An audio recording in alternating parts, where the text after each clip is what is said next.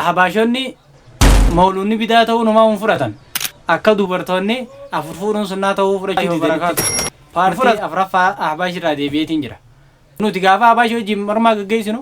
nama nu jala taa'ee dhaggeeffatu nama saniif jenneeti malee ahbaash deebi'uudhaaf hayyaan qabnu daliilli isaanii maal bitatanii beektaa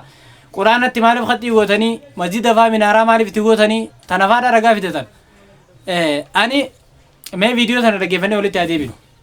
waan mawluuda keessa dalagamaa baruu yoo barbaadde jechuudha viidiyoo sana dhaggeeffadhu viidummaan tunuu siif ibsiti wama mawluuda keessa dalagamu hunda yoo baruu barbaadeette viidiyoon takkittiin tumbichaan gaadha ragaa mawluudaatiif jechuudha.